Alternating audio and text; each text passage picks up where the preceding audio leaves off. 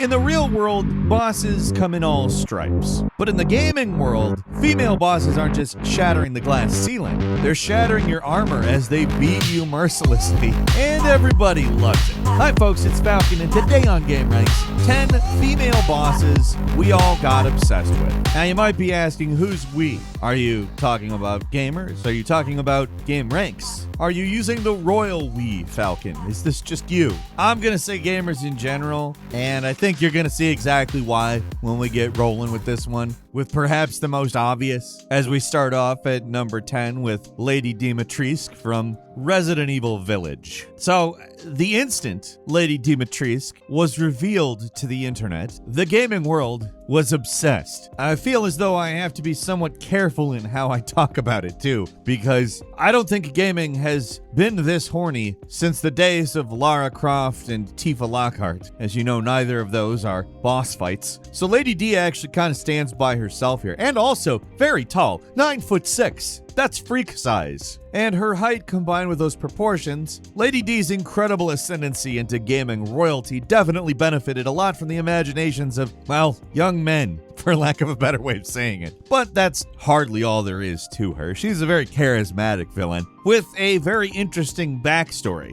A lot of the time nowadays, villains, male or female, don't exude a lot of class, and that's a very big part of this very big woman's thing. That and being scary. Lady Dimitrescu is legitimately scary, and that's a really, really good thing for a villain. I mean, she's just a really distinct character. She's extremely imposing, very visually both appealing and strange. I mean, who the hell wears a hat like that nowadays? And the whole claws thing. It's actually pretty easy to figure out why people were obsessed with this. And there's actually quite a few ingredients beyond appealing to horny people. Although, don't get me wrong. And you'll find that, that's an ingredient for a lot of these. But it's really only an ingredient. There are sexy women bosses in games that you do not remember, let alone got obsessed with, so keep that in mind.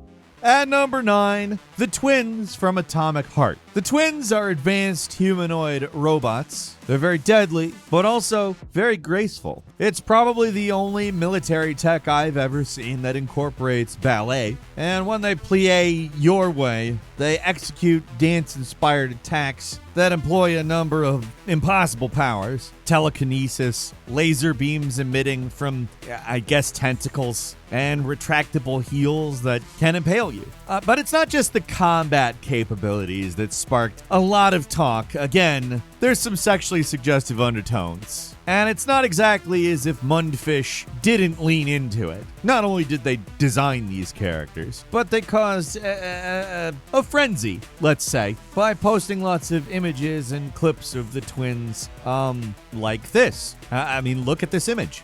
Can't imagine why people got obsessed with this. It did cause a bit of a controversy. People were pretty critical of the overt sexualization going on here, but it brought Atomic Heart plenty of attention. So, for the people that had a problem with it, all they really did was help them succeed. So, At number 8 is A2 from Nier Automata, Yorha Type A number 2, a lone warrior from the hauntingly beautiful world of Nier Automata, obviously a post-apocalyptic, post-humanity world inhabited by androids. A2 actually does a whole lot in terms of humanizing all of the characters, in my opinion. Obviously, good boss fight, but it ends up being a lot more than that. A2 ends up becoming a player character later on, and as it turns out is actually a prototype that serves as the basis of the androids that you start the game as, 2B and 9S. There's really not a whole lot of that going on this list, but A2 ends up having a really interesting arc. She finds out a whole lot about the past. Her personal backstory is laced with tragedy and betrayal. Very sympathetic character that broke away from Yorha, obviously a long time before the game began, and it's understandable, basically all of her actions here. She's a very flawed character that ends up asking some of the more poignant questions. So facing her off as a boss is particularly interesting because you don't know any of that. The way this game tells story, though, makes the fact that you encounter A2 as a boss first perhaps one of the more effective possible introductions. At number 7 is the twins from Dead Rising 2. These twins are named Amber and Crystal Bailey, and they're, well, kind of a dual threat in the zombie-infested world of Dead Rising. Obviously, twins, dual, doi. So these two are charismatic co-hosts of a game show in the game. It's called Terror is Reality, and they kind of act as an embodiment of the moral decay of a society which is, dealing with a zombie apocalypse. They have a bit of a flirtatious demeanor, but have this weird synchronicity in their movements that betrays a very calculating nature between the two of them. Obviously, if they are acting in sync, a discussion or two has been had. What's interesting is their role as bosses is kind of part of the satirical aspect of the game. They very much symbolize spectacle and showbiz, neon lights everywhere, etc. But behind it is just danger and desperation. Obviously, they take a more specific take on it, being hosts of a game show, but it's the way that they embody the kind of central theme of the game. Who's worse, the people or the zombies? Moving on to number 6, it's Melania, Blade of Miquella, both a guardian and a prisoner, dwelling within the brace of the Halig tree, an ethereal being, a ghostly person with one arm. I really can't tell you if she's an amputee or if she's literally just a hollow thing of armor with like a head. But in battle, she is a tempest. Very brutal, but very precision-oriented, and elegance and grace. Again, kind of bringing a dance to it, but maybe not to the extent of the ballerina twins from Atomic Heart. This is another one where I would say there's a lot more narrative depth, though. Melania, her story is one of sacrifice, love, and the pursuit of an unattainable dream. A very melancholy figure. And I think in a lot of ways, Melania embodies the sort of tragic lore of Elden Ring. She's also tough. Really, a really tough boss.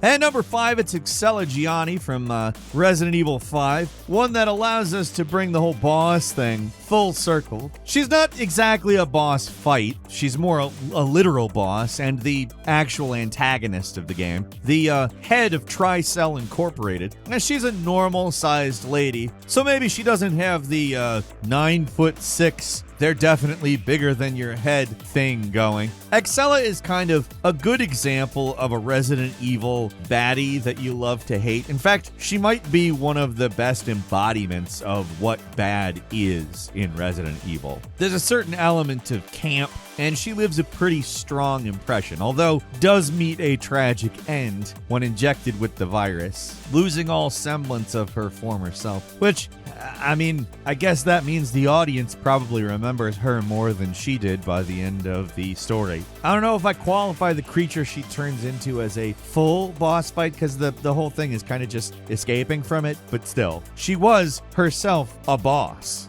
At number 4 is Hild Schmittendorf from Dead Rising 3, a villainous authority figure who, well, acts as commander of the security forces in the zombie-infested city. She's a bit of a sadist, this one. Also, that is not a standard issue police uniform. Thank you very much, Hilda. She's got kind of an over-the-top personality, though, and really incorporates a bit of a corrupt power critique aesthetic type thing. She's a symbol, more or less, of like the unchecked authority running rampant in this society that is just, it's on the brink of collapse. And while you could say she's doing what she can to maintain control, she's also dressed like that, arguably implying that there is some need for some self-control. That's the idea here, right? Frantic boss fight, actually. You got both gunplay and close quarters combat going on, and taking her down is satisfying because she's a tyrant. I'll just say it.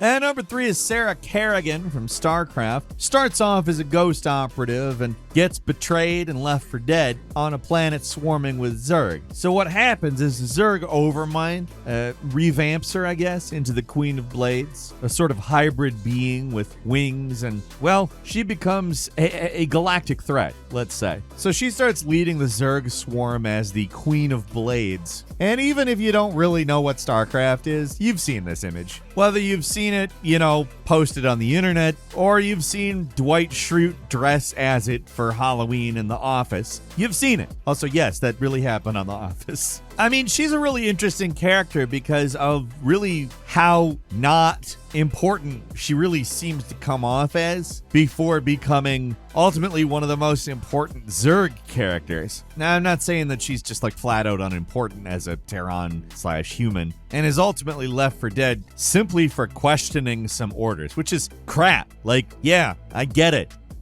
And number 2 is GLaDOS, the snarky AI from Portal that turns a series of scientific tests into what ultimately turns out to be a battle of wits. She is not only your guide through the Aperture Science Enrichment Center, she is also your enemy. She doles out deadpan lines that could either be just passive-aggressive or a hint that she is attempting to kill you. She's the mastermind behind every challenge you face in the game, and honestly, she's funny as hell. I love GLaDOS. GLaDOS is such a fantastic character, done in such a perfect way. She's kinda if HAL 9000 was a really funny lady. And let's not forget her song, that's still alive. I mean, it's kinda like the perfect cherry on top of the cake that is a lie. Yeah, just the malevolent, hilarious AI villain. What's not to love? And finally, at number 1, it's Quiet from Metal Gear Solid 5. As the Metal Gear wiki says, a deadly crack shot who can scale small buildings in a single jump. But aside from having a description not unlike Superman, this is a natural woman, as the song goes. I mean, as far as, you know, a 3D model of a woman can be. She's also the source of perhaps one of my favorite quotes in gaming. For a character that does not speak, the fact that she is responsible for her creator saying perhaps the best thing I've ever heard is maybe a little ironic, but I love the fact they had this big controversy over her racy attire, and in response, Hideo Kojima got mad and said, once you recognize the secret reason for her exposure, you will be ashamed of your words and deeds. Which is it's the funniest thing I ever said. The wording of it is amazing. Once you recognize the secret reason for her exposure, you will feel ashamed of your words and deeds. It is beautiful. It is poetic in that way that Hideo Kojima is the strangest human being on this green earth. But aside from that, Quiet is actually a pretty good character. I don't know if the photosynthesis thing is that brilliant. I don't know if it's warranting of that absolutely unhinged and beautiful quote. But just as a character, like, she is a very expressive person, acted very well by Stephanie Justin, who did all of the motion capture and facial capture. And it's actually a very good performance. It's somebody who manages to do a lot without saying anything. From the very first fight where you overcome her and all of the things that happen throughout the story, Quiet is actually a really interesting character. And obviously, that's not really the subject of discussions when people talk about her, which kind of sucks. Because to some extent, while what Kojima said was ridiculous and very overdramatic, and I don't know that I would say that people should like repent for what they said about Quiet or anything. There's a legitimate criticism as to why she's clothed like that. It's a little bit of an absurd reason. But that absurd reason also provides a good reason for her to never talk.